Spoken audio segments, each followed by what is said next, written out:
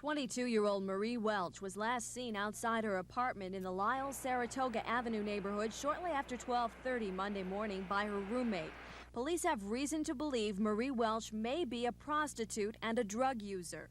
Authorities investigating Welch's disappearance have seen it happen before. 8 known prostitutes have been found dead in Monroe County over the past 20 months. In March of last year, police found Nikki Gursky's body in this parking lot on Lake Avenue near Driving Park. She was shot in the chest and beaten in the face. Sharon Eady's body was found stabbed off McKee Road in the spring of 1988, and the body of Dorothy Blackburn was also found that year floating in Salmon Creek. She had been strangled. This year, 5 known prostitutes have been found dead, including Anna Daly Steffen, whose face was reconstructed by a forensic specialist.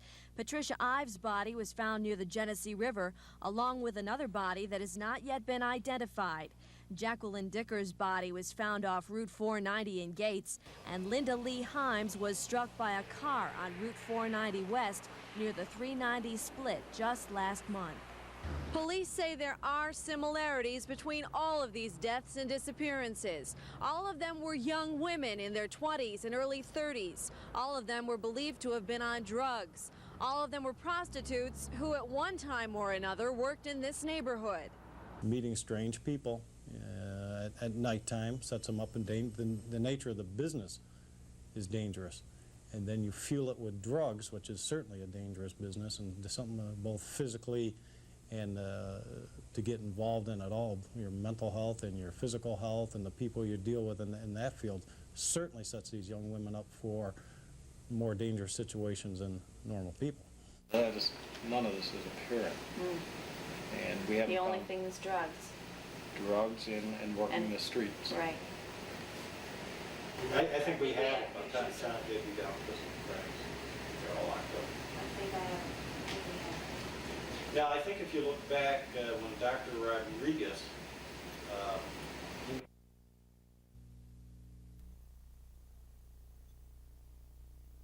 Maria Welch is 22 years old. She is also a prostitute. With a 5-month-old son to support, working the streets is the way she pays the bills. This is the neighborhood where Maria Welch worked. She was last seen at 12:40 Monday morning by a friend who is also a prostitute. She was standing at the corner of Lyle and Saratoga Avenues. She was supposed to come back to the house. Those were our rules. She didn't come back. So it had to be somebody that she felt comfortable with, a regular, because if it was anybody else, she would have come back to the house. We were real strict on the rules.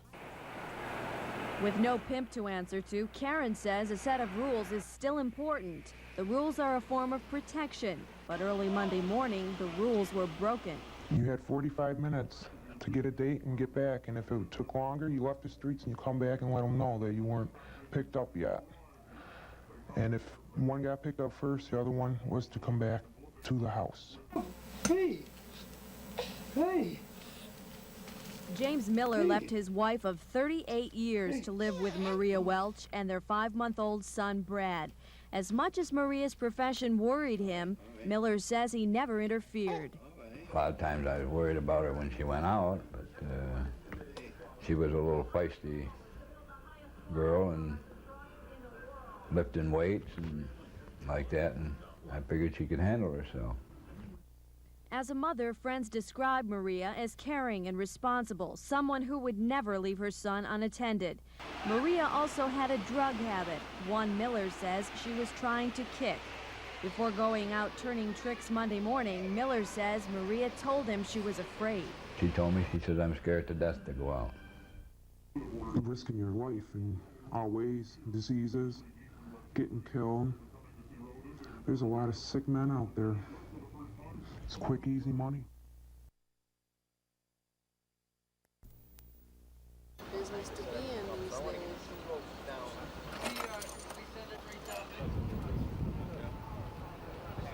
The body was not badly decomposed. We're not sure how long the body had been at that location, but we're sure we're not looking at a matter of weeks, maybe days or hours.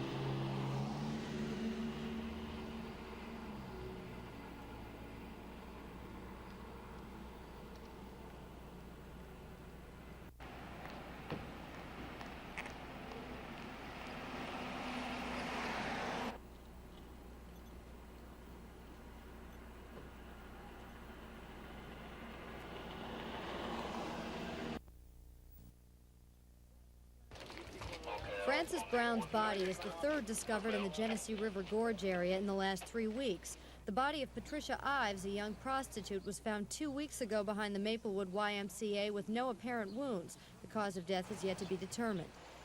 The skeleton of an unidentified woman was found on an island in the gorge 3 weeks ago. 2 more prostitutes were also found dead this year, Jacqueline Dickers off Route 490 in Gates, and Linda Lee Himes, who was struck by a car on Route 490. Last spring, Nikki Gursky's body was found in a Lake Avenue parking lot, and Sharon Eady's body was found stabbed off McKee Road. Also that year, Dorothy Blackburn's body was found strangled to death in Salmon Creek. Police say at this point there's no concrete evidence to link the cases.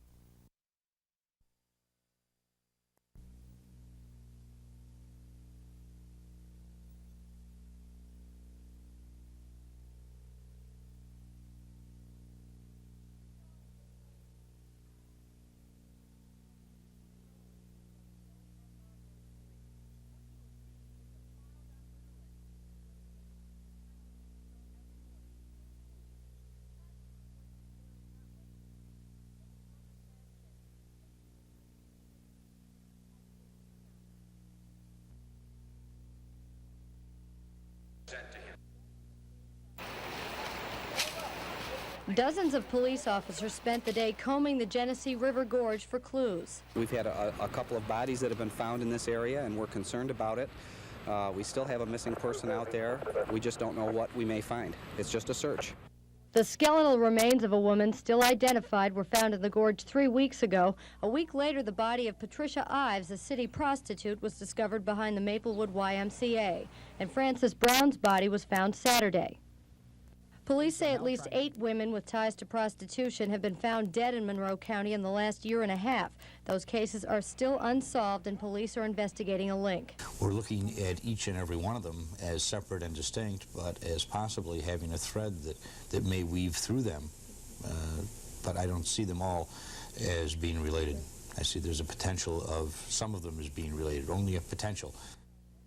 This map shows where the bodies of the women were found, most of them near or in the gorge.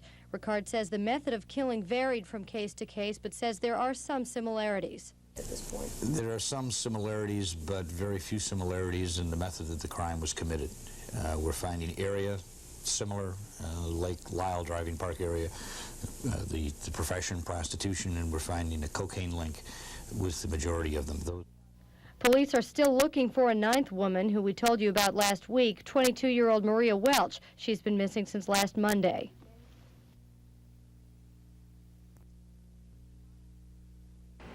We talked to this woman about the prostitutes who've died on the streets and the police who are trying to figure out why. Maybe 2 or 3 more bodies. And nobody does anything about it. What should they do?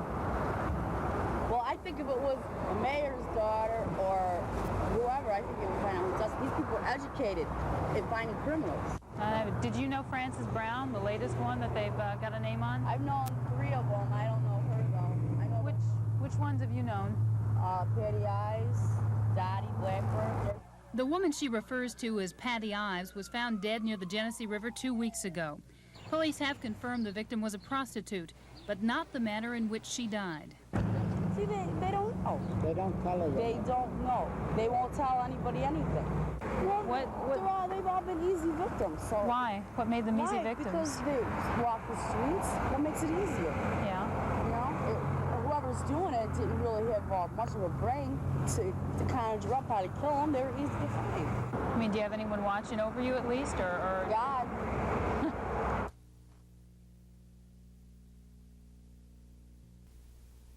Frances Brown was known as Franny to her family. Her sister Tina describes her as a kind-hearted person, compassionate, with no known enemies. But Frances Brown was not without her share of problems. It appears the main source of trouble in her life was drugs. She was doing them for a couple of years, then she really got into it. And everybody tried to help her, but she wouldn't listen to nobody. She wanted to be on her own.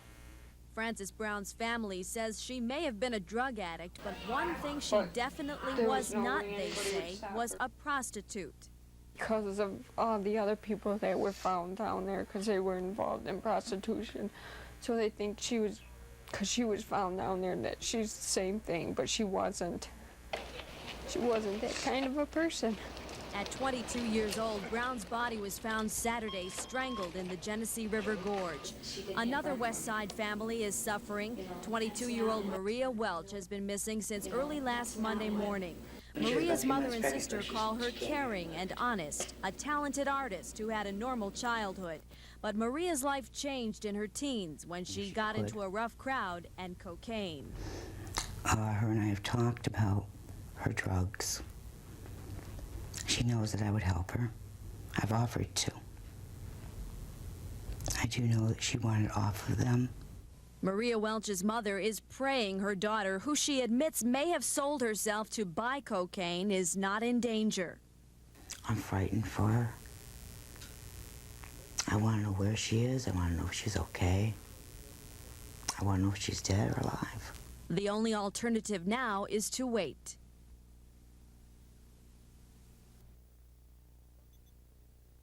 Frances Brown's family still can't believe the sister they knew as Franny is dead.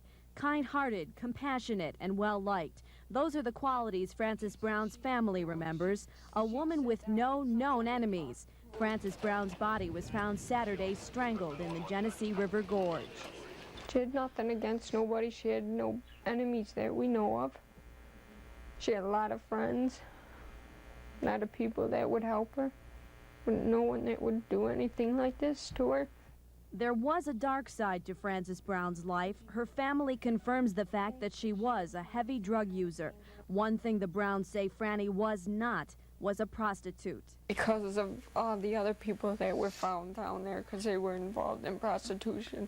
So they think she was, because she was found down there, that she's the same thing, but she wasn't. She wasn't that kind of a person. Then there is 22-year-old Maria Welch, seen here with her younger sister Lisa. She's been missing for more than a week. Maria's family describes her as a person who would do anything for anyone, regardless of what she had, which wasn't much. Drawing brought joy into Maria Welch's life since childhood. Maria's mother calls her responsible, not a person who would just disappear without a trace. For a day or two, maybe she wouldn't contact me. For this length of time, no, she would have. Maria's family says her life took a turn for the worse when she was around 16. She hung out with a rough crowd and got into cocaine. She wanted to get off of them very badly. You know, she cried about it a lot. She didn't want to do it. The family says Maria did several things in life she didn't want to do, like sell herself for money she used to buy drugs.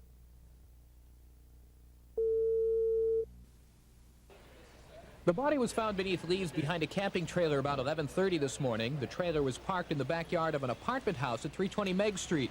The trailer is owned by Jimmy Thomas. He and a friend were preparing it for a hunting trip.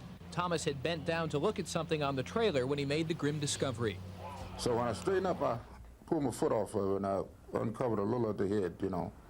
So then he looked down, he said, hey, he said, that look like a body. I said, no, that's old tree branch, you know.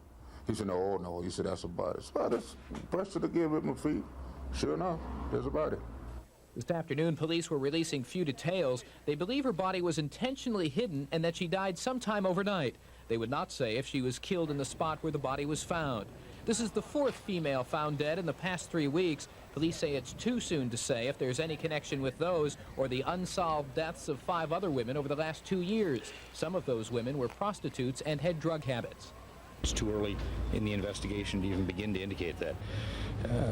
If, in fact, we discover that she is a prostitute, I do not believe that she would be a part of the pattern that we've seen in the last few weeks and months. Police spent much of the day talking to neighbors. Many didn't recall hearing or seeing anything unusual. However, they are obviously uneasy about something like this happening in their neighborhood. Anna Lewandowski is one of them. You can actually say it happened in my backyard. The separation was just a wire fence. And as a matter of fact, I was out here on Monday planting my bulbs, Monday afternoon. And I was all in that area. Police hope to know more following an autopsy scheduled for tomorrow. Warren White, News Source 13.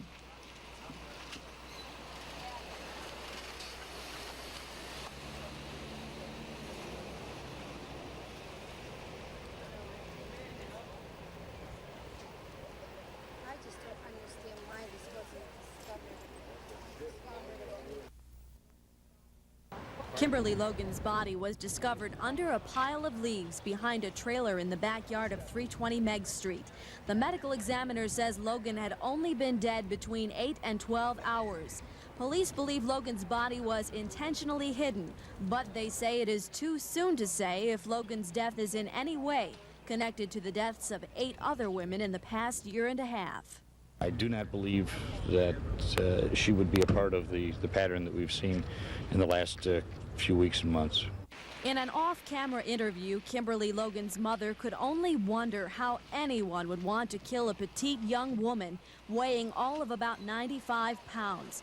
Logan's mother describes her daughter as fun-loving and full of life, someone who would never hurt another person.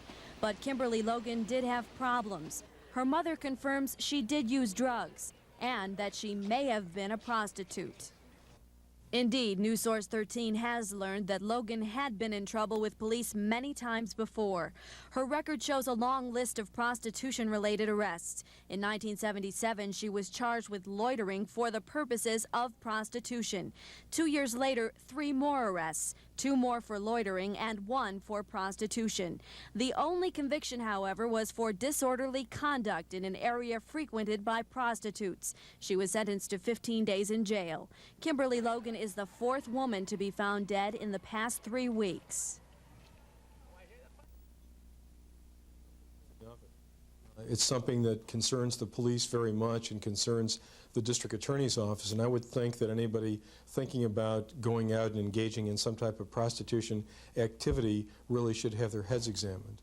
Police are being careful not to link the cases, but District Attorney Howard Relland says there hasn't been anything like this in Rochester in 25 years.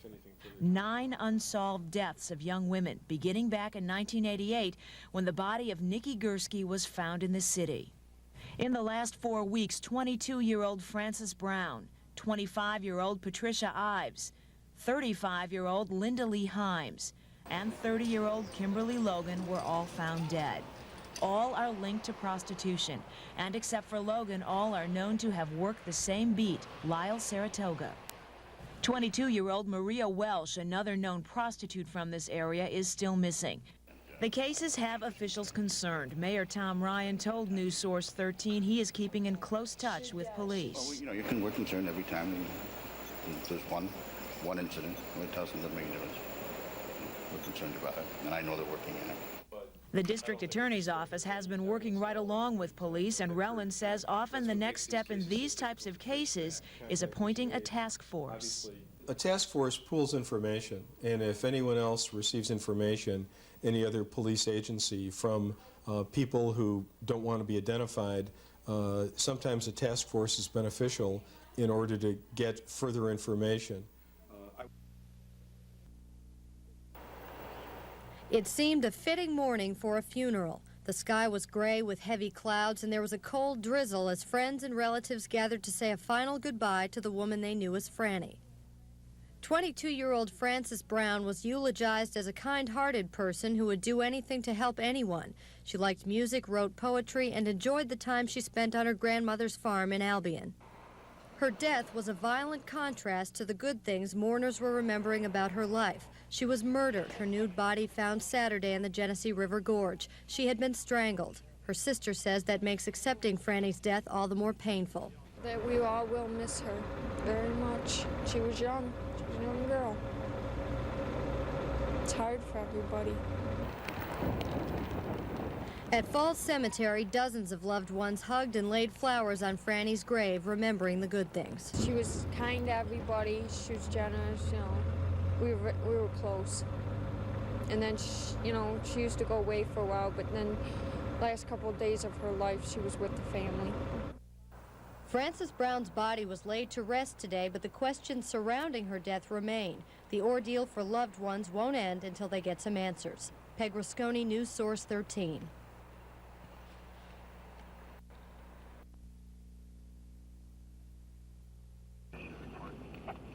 Apparently, because of the recent deaths, prostitution activity in the city has dropped off, according to police. Some say there's even been a decline in the number of customers or johns.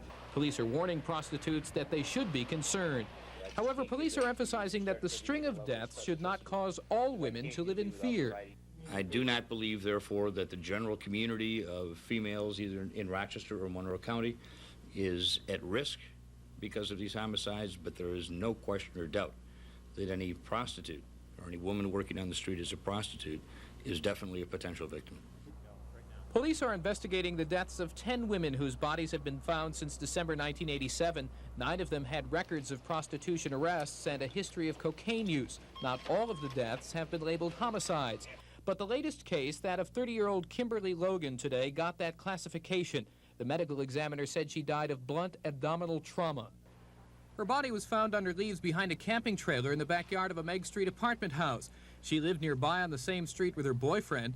He was questioned by police last night, but no one has been charged in the homicide. Police don't believe it's linked to any of the others, although some of the other cases may be connected. We may have 3 or 4, possibly as many as 5 of the cases that may, again stress may, be linked together. All of these death investigations, if they are homicides, were not committed by the same individual, that I can say. Ricard said today that police would not give specific information about the cases, fearing it may hamper the investigation. Meanwhile, the case was briefly discussed this morning at a regular weekly meeting of representatives from area police agencies. Warren White, News Source 13. She didn't want that, you know, she wanted to be on her own. I said, Kim, I really don't want you to be in this area any longer. And she just wouldn't hear of moving. Take this guy's word. How long do you think? How long do you think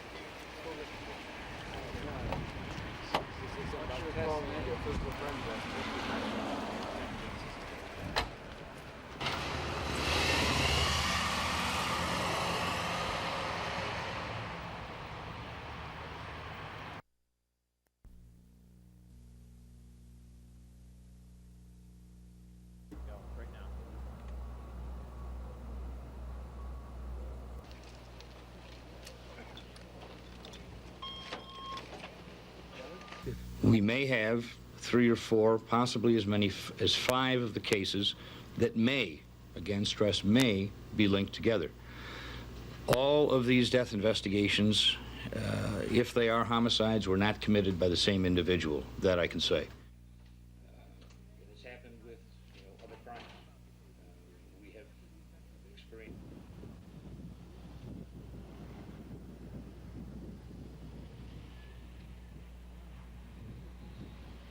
She didn't want that, you know, she wanted to be on her own. I said, Kim, I really don't want you to be in this area any longer.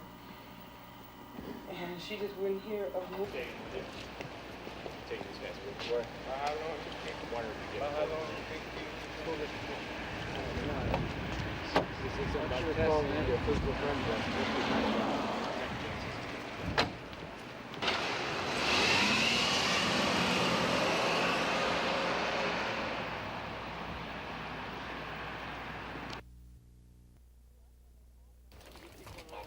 Rochester police say they've added officers to their probe, although they would not comment on the number of investigators involved. Police are also consulting the FBI. An FBI spokesman tells News Source 13 federal agents are reviewing evidence with the city police. He, too, would not elaborate on the specifics of the FBI's role, but says there is no active federal investigation at this time.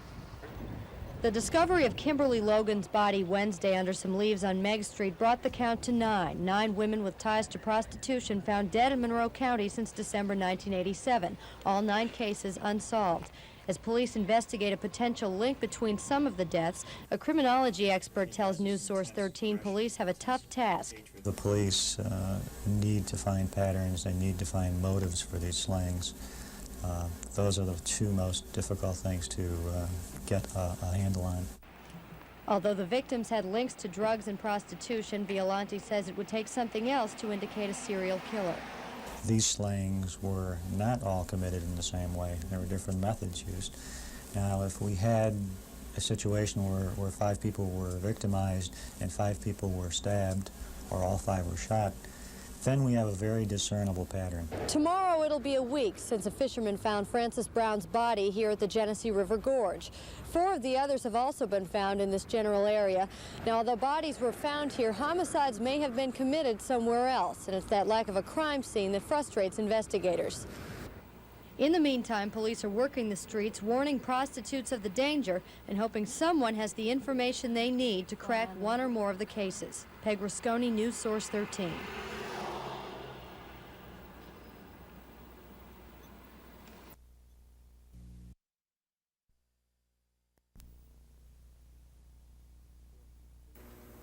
For Patricia Ives.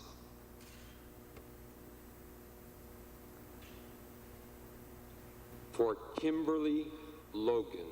10 candles lit one by one, reflecting the lives of 10 Rochester women killed violently on the streets of the city. We come as a community to express to the relatives and friends of the victims our sympathy. A community in mourning and prayer. St. Anthony's Parish pastor, Reverend Robert Belligotti, pointed to the suffering of Christ as a source of inspiration. As he withdrew from them about a stone's throw, he went down on his knees and prayed in these words, Father, if it is your will, take this cup from me, yet not my will, but yours be done. The congregation also prayed for the woman whose identity remains a mystery, holding her as a symbol of all the women whose lives have been crushed by violence. The violence is especially hard on the families these women leave behind. Gloria Johnson's sister, Jacqueline Dicker, was one of the victims. It's sad that it keeps happening to a lot of, young women here in the city. But all I can say is to those young ladies just to be careful. And if they're out there, to be, be with another person. Jerome Schlicker is still angry over the death of his daughter, Patricia Ives, angry and surprised that the community cares. She was a hooker, she was a drug addict. They don't care if one or two dies a year. Who cares about a hooker? Except maybe the people who love her. Victims' families learned by this service more people do care than they might have imagined. Charlotte Stevens, News Source 13.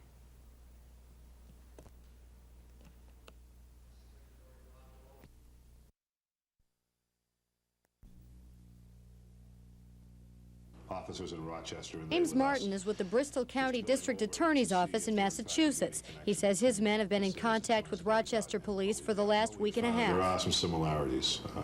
Certainly that the way some of the women seem to have been picked up, some of the backgrounds these women were involved in, as well as where some of the bodies were left. He says that's where the similarities end. You'll recall the local victims were found in a number of different locations and died in different ways. Martin won't specify how the local cases differ from those in Massachusetts, but he says at this point there are more discrepancies than similarities. For now, there doesn't appear to be a link. We do not have an active investigation going with the police in Rochester. We are sharing information. The one thing that investigators have learned throughout this, there's no textbook in trying to solve these murders. I think we've all seen that. You try and share as much information as you can about not only what you've got, but how you're doing it.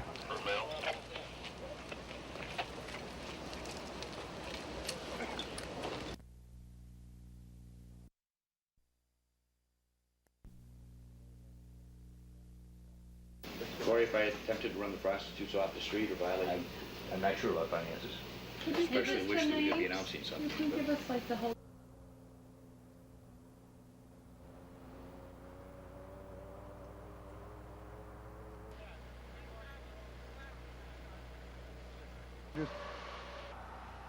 After we spent quite some time up there speaking to their case agents, we determined that there are very, very few similarities. In fact, there are some very gross dissimilarities involved in the cases. We're not only looking at New Bedford, we're looking at any part of the country that may have had similar killings.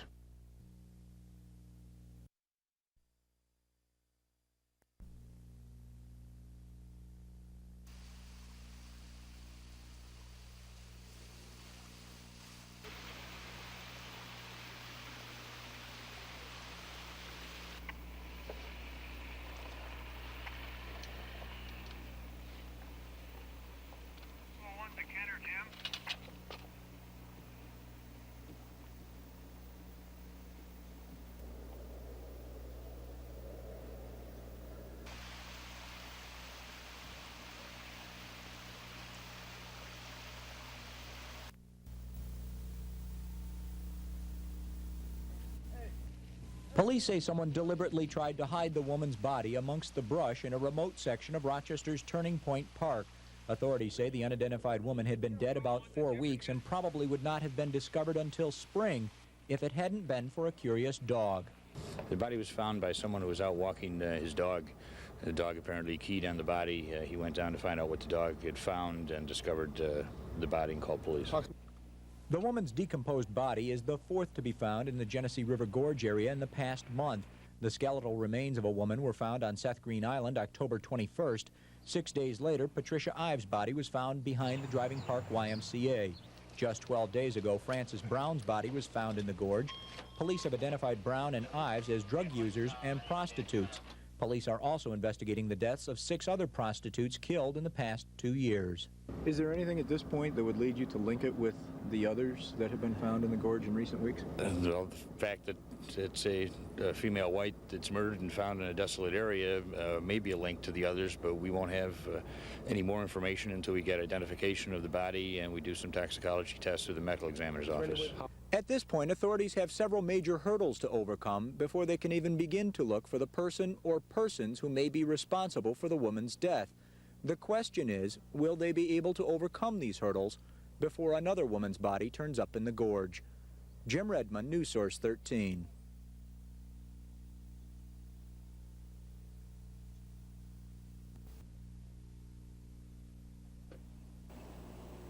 Amid the usual crowd of reporters, photographers, and police investigators at the scene stood Jim Miller. He'd hurried to Turning Point Park as soon as he'd heard the reports. To see if there was the body of Maria, and I haven't heard or seen nothing yet. Hoping it's not her. Miller shared a Saratoga Street apartment with Maria Welch. Together they have a 5-month-old son. 3 women have turned up dead since Maria disappeared November 6th. Miller says his worst fears have resurfaced each time. Well, I'm hoping it's not her. Thinking that she's still alive somewhere, safe. And for the baby's sake, I keep hoping. Welch has some things in common with many of the women found dead. Miller says she was a heavy drug user, and although she was never convicted, friends say she was involved in prostitution. Miller says not knowing her whereabouts is becoming more painful. This sure ain't getting no easier. It's getting a lot worse. Takes a lot out of you. Think about it all the time, I bet. Oh, yeah. Every time you look at the baby, you see her. In the end, the news was what Miller had hoped. Believes she is not Maria Welch, the prostitute that's been missing for several weeks now. But the relief is temporary at best. Until she's found, dead or alive, Jim Miller's anguish of waiting and wondering will continue. Peg Rusconi, News Source 13.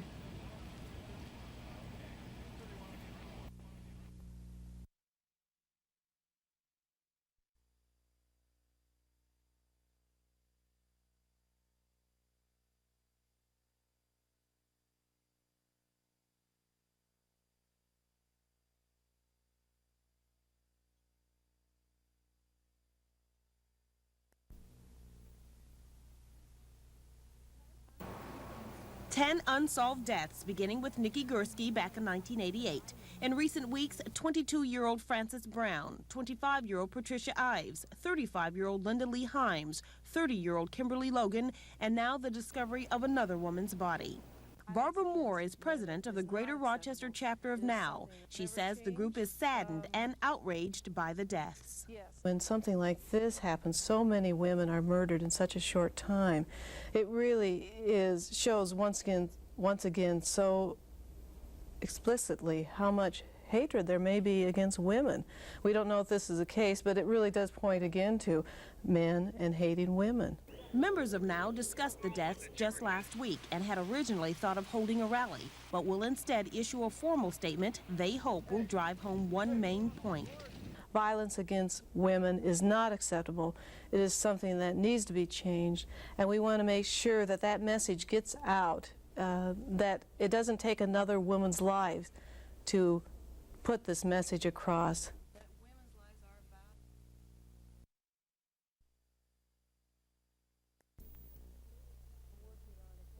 We're working on a statement of outrage to show that, again, this is not acceptable.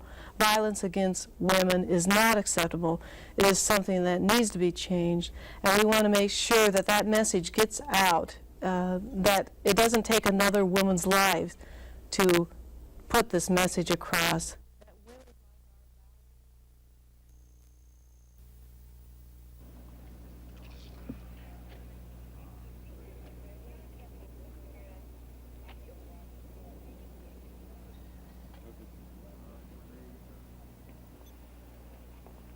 At this point in the investigation, it's still too early to indicate. We know she's a white female, and we know she was found dead in the river gorge. Beyond that, we haven't been able to pull a lot of similarities that I can discuss on camera. A lot of the similarities that you're asking me to discuss are evidentiary information that only the suspect in these cases would know, and therefore cannot be aired in the media.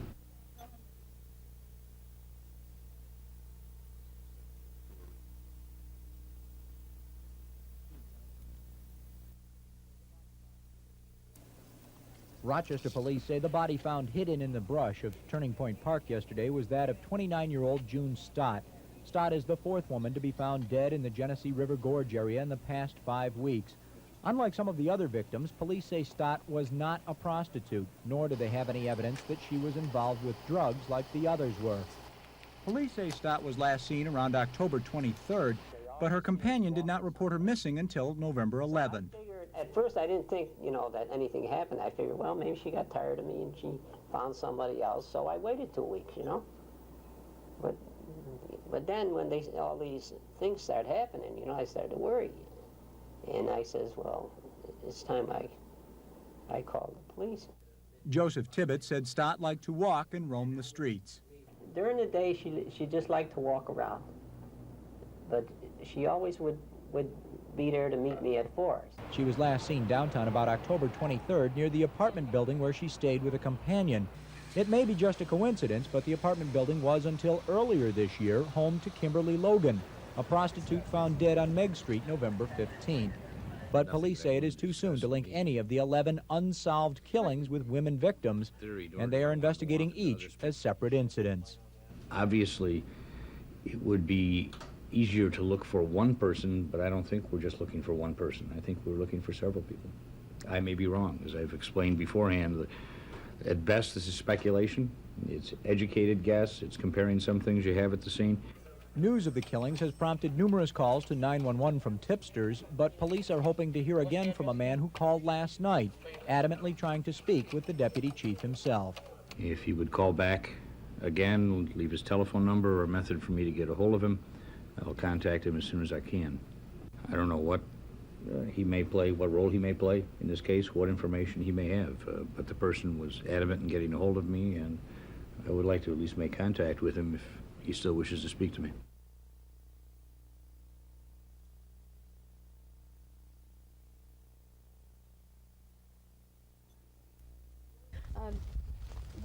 If the trees along this rural path could talk, Monroe County investigators might have cracked one of their most puzzling cases.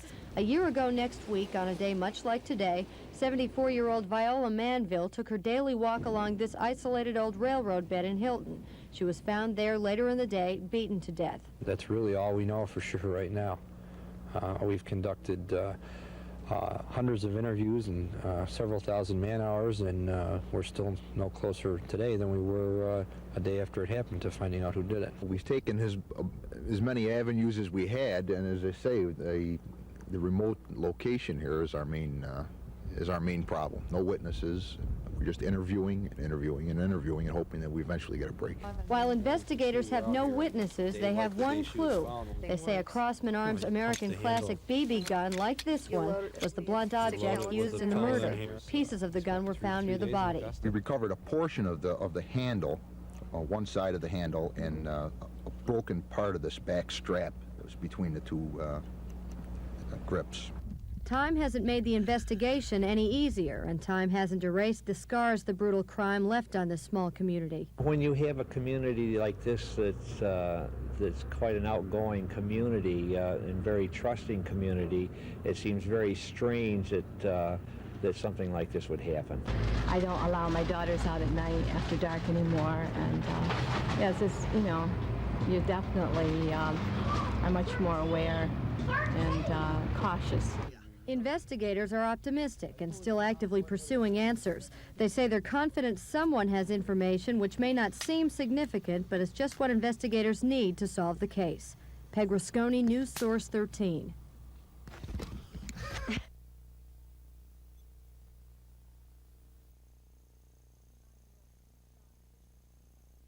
29-year-old June Stotts lived in Geneva until 4 years ago when her mother passed away.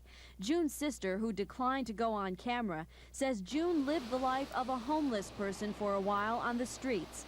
June was a quiet, private person who liked to draw and read, but above all, she liked to walk around the streets of Rochester.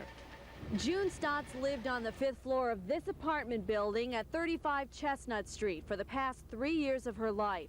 The man she lived with claims she was last seen October 23rd about 4 o'clock in the afternoon, having a drink inside the nearby Hotel Cadillac. What I told the police was the bartender on the daytime, with very few people in there, he would know if somebody, you know, even if the person didn't want to be seen sitting with her, because he figured, you know, somebody would have had to bring her the beer. 62-year-old Joseph Tibbetts is a retiree of the Monroe County Parks Department. Tibbetts took June in after meeting her on a bench inside Midtown Plaza. He says she appeared to have no place to go. I was sitting there in the next bench, and I said, "You're tired," and this and that, and I offered to buy her a cup of coffee. So I bought her a cup of coffee, and that's how it started. Police say June Stotts has no record of drug abuse or prostitution. She was arrested once, but the record is sealed because there was no conviction. June's sister says she definitely had a mental problem. She describes her as being slow and says she often complained of hearing voices. Roaming the city streets is what gave June Stotts pleasure. It may also have led to her death.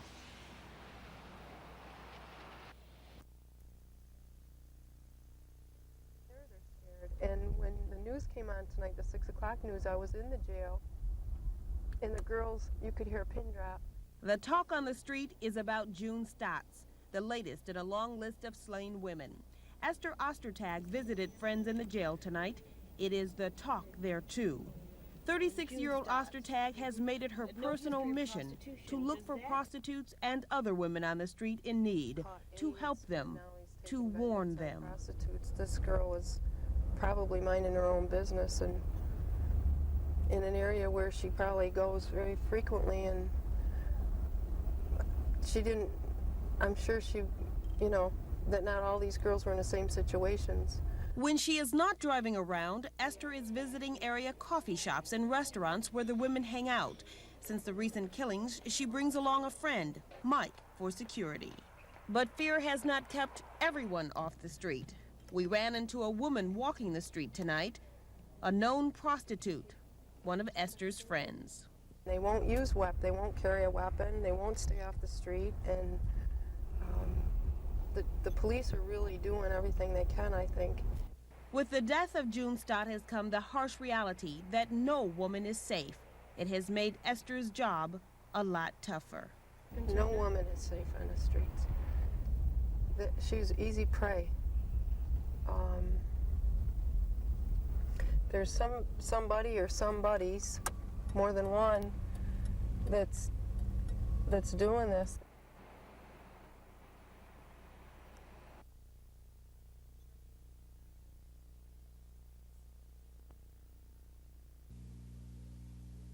Went to the scene. We found a black female, partially clad in a field, and it appeared that someone or persons unknown had caved in her head with a large rock, approximately a 2-foot by 1-foot rock. It was apparent that foul play was involved? Yes. It was an unusual sight in a quiet rural town like Ontario, a line of patrol cars blocking off Berg Road so deputies could investigate an apparent homicide. Earlier in the day, a hunter discovered the body about 100 yards into the woods. Found a female deceased that was unclothed, laying face down just off of a path about 300 feet off of the road. Piscotti says it appears the body was driven there and dumped more than 24 hours, but less than a few days ago. He says there were no apparent wounds to indicate a cause of death and says the victim may have been strangled. At this point, it's unclear where or if this case fits in with any of the recent suspicious deaths of women in the city, but investigators are considering a possible link. We've called the Rochester police to come down and go over some of the preliminary findings that we've come up with, and we're going to be working with them. Wayne County Sheriff's investigators have a tough night ahead of them. They plan to comb every inch of the vast wooded area where the body was found. It's a search they expect will take them into the wee hours of the morning. Peg Rasconi, News Source 13.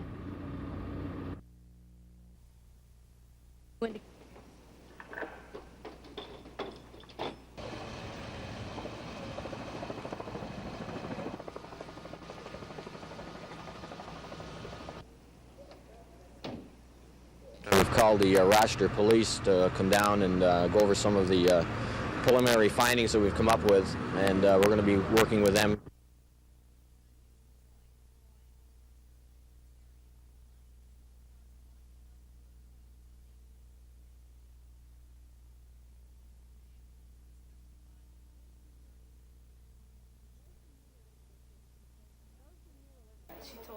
Those who knew Elizabeth Gibson say for most of her adult life, Gibson had what most people hope for, a loving husband of 11 years, 2 children, and financial security. But friends and relatives say that all changed 3 years ago when Gibson and her husband got into cocaine.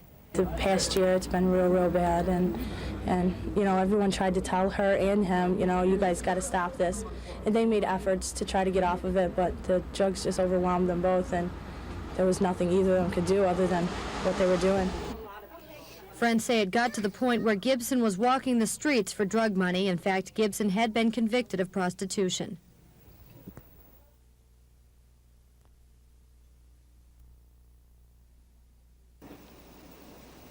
As tensions rise with yet another woman added to the list of unsolved murders, Mayor Tom Ryan remains low-keyed as he has throughout the rash of homicides.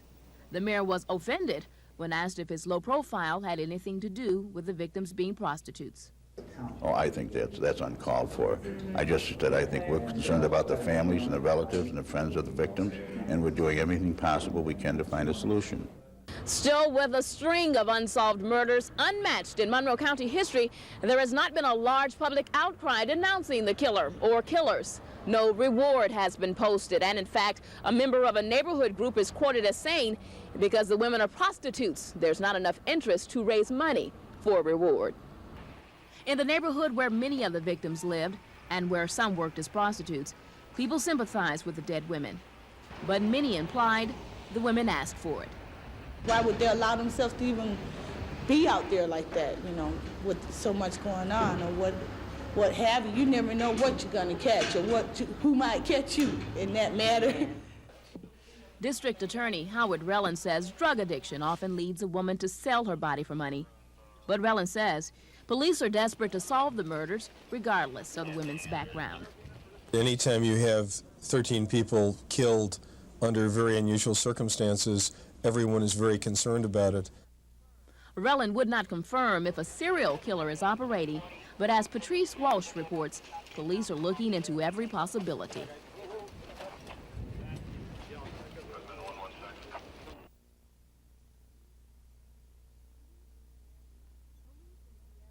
Police in Seattle, Washington have the largest unsolved serial murder case in the country, and Rochester police have called authorities there to compare notes. You did speak to Rochester officers, though? Yes. What we've done is the same thing with them that we've done with several other agencies that have had similar kinds of cases, and that is to offer them our information base, resources, anything that they think might help their cases.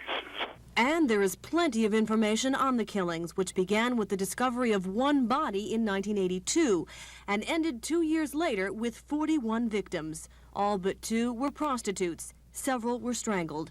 2 common elements in some of the local deaths. But Seattle authorities say most serial murders fit the same pattern. You know, Rochester isn't unique.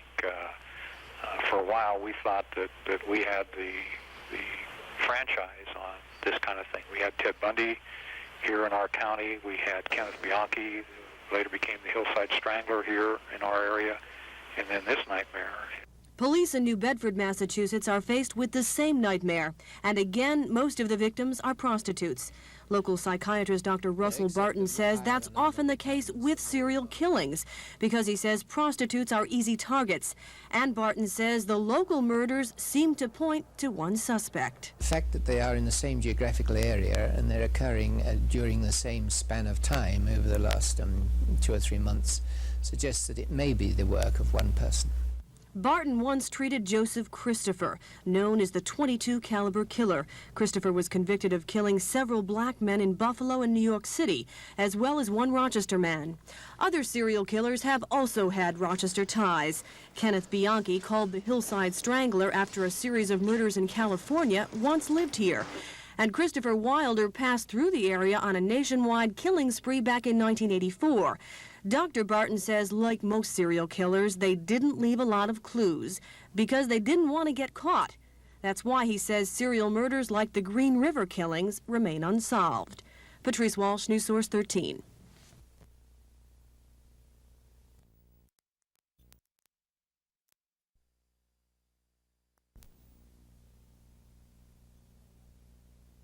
Wednesday night, and she told her, get off the streets. It was a difficult morning for the people on Emerson Street remembering Elizabeth Gibson. They paint a tragic picture of a kind-hearted woman who, until a few years ago, was living the American dream.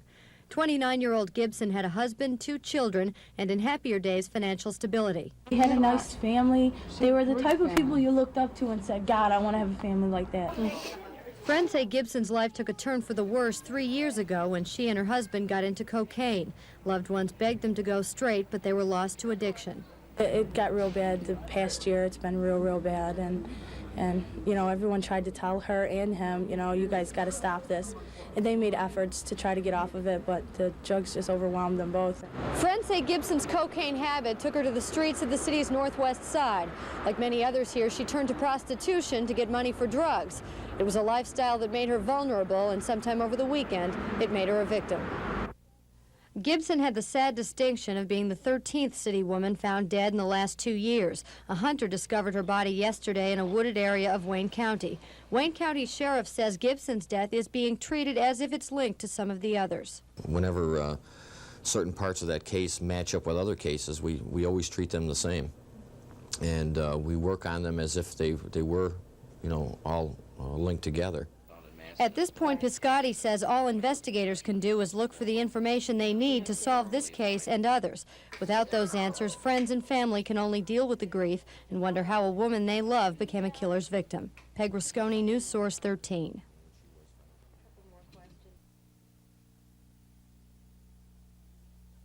I was afraid. All these girls getting killed, did I know them? Friends of mine, good people. Val Hill is a prostitute. She has been turning tricks for 13 years to feed a drug habit, heroin, cocaine, you name it. She has been arrested more than 100 times. Now, how many tricks did you have to turn to get the money for the drugs? 2, 3. 2 or 3.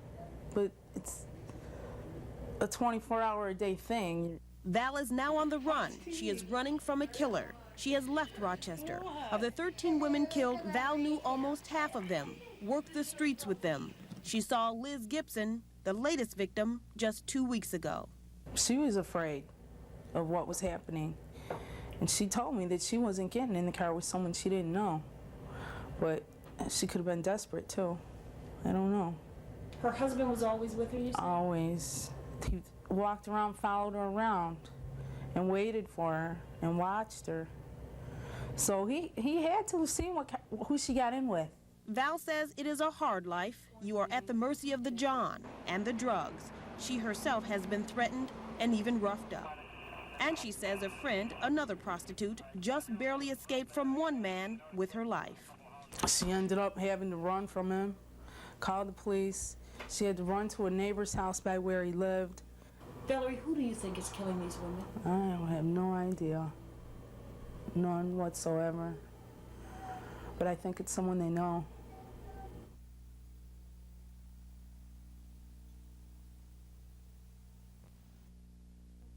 Right now. 19-year-old Sharon Eady was the first woman known to be a prostitute whose body was discovered 2 years ago. She was found in a field off McKee Road, stabbed at least a dozen times. An autopsy showed she was 8 months pregnant. Police believe they've solved her murder. Convicted murderer James Emick of Rochester is their prime suspect. He's serving time in a state prison for the local murder of a blind man. The person involved made statements to us, but because of a lack of any corroborating evidence, we have been unable to charge the person at this time. Emick has been jailed since January of last year, so police believe he was not involved in any of the other 12 homicides. Emick was convicted of stabbing to death 61-year-old William Gallagher after robbing the blind man's home. That murder happened one day after Edie's body was found. The district attorney's office will not say much more about Emick's involvement in Edie's death. I'm reluctant to say anything more since obviously a homicide case has no statute of limitations, and it's certainly possible that in the future legally sufficient evidence may be developed by which an individual can be charged in that case. Speaking out for the first time on the string of homicides, Chief Erlacher says leads but no suspects have developed in any of the other homicides. He says the general public need not be alarmed. We're very alarmed because, as I said earlier, you know, the death of any person is a great concern to me, and we have an obligation to solve these cases. And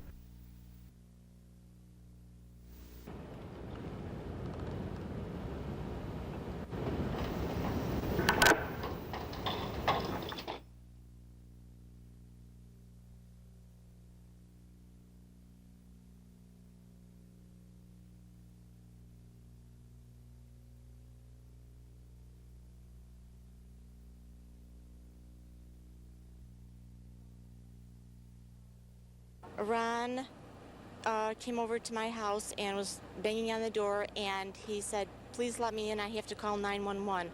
I think that there's a woman dead on the stairs. She's naked or else half naked." We live 2 houses down. In fact, we're just moving, and it's kind of a relief. We just came to get some more boxes, and it makes us feel glad we're going. A resident of 44 Congress Avenue found the body lying on some stairs leading to a second floor. The body is that of a black female believed to be in her late 20s. Neighbors describe her as fairly quiet. The house has 3 apartments in it. The victim lived on the 3rd floor. The question, however, being asked is this latest homicide at all related to the recent string of killings? I think that, you know, all of us are very concerned about that, but my presence here doesn't indicate anything. Chuck and I come out to many homicides, so that any comments will have to come from the chief of police.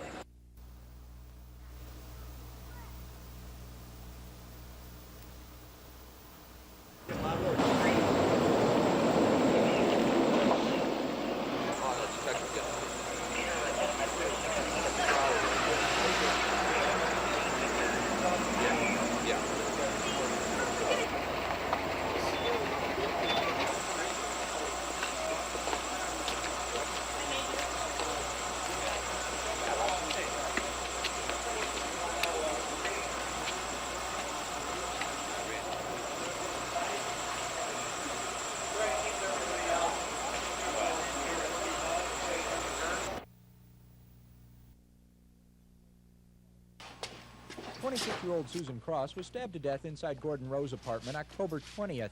Rowe, who fled to Pennsylvania only to be returned here in shackles, is facing murder charges. Because the case is pending, sheriff's investigators and prosecutors are reluctant to talk about Cross's connection to the escort business. But News Source 13 has learned that Cross was working for the California Escort Service, an agency whose advertisement says it is discreet and confidential in offering dates, dancers, and massages. Police say escort services like this often offer even more.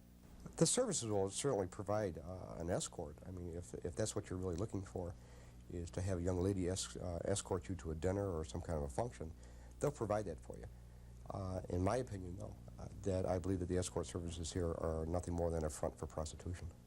The Yellow Pages advertises a half-dozen escort services in the Rochester area. Out of that 6, we have arrested employees of those escort services for prostitution out of 4 out of the 6 of them. The owner of Dancing Dolls was charged with promoting prostitution just 3 weeks ago. Perhaps the reason for this phone message when you call. You have reached Dancing Dolls and Exclusive Escort Service. We are relocating the office. We will be taking calls after December 8th. Some services say besides a hot oil body rub, you can tip your escort. What about as far as tipping? You said that's allowed. Do you get anything extra for that? Well, I'm not one of the girls, so that's not up to me. It's just that you are allowed to tip, but we sell them, you know, we do them as a dinner date and massage. I see. And one agency took umbrage, at least on the phone, at any implications. Anything like that? Well, tipping's permitted. What do you get in return for the tip? I think you better call another service, pal. Okay. As Susan Cross found out, it is a risky business. And the risk they're running is tremendous. They have absolutely no idea who that person is that they're dealing with.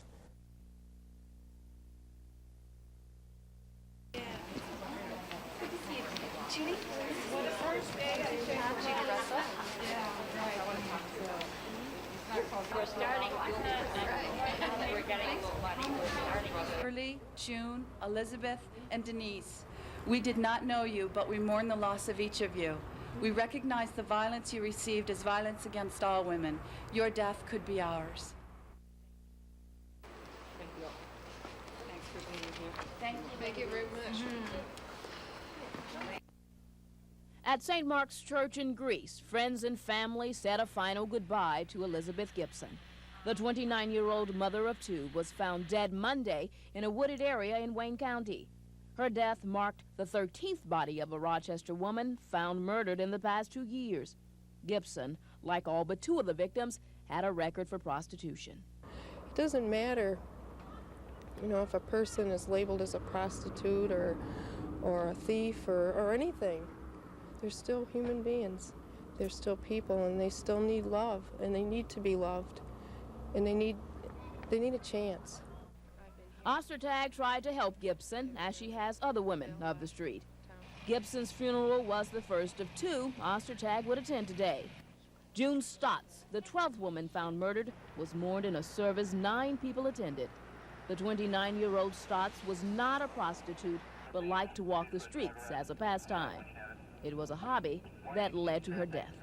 The nature of these women's deaths have placed them in a ranking, and they will be remembered by most as the 12th and 13th victims in a string of sordid homicides.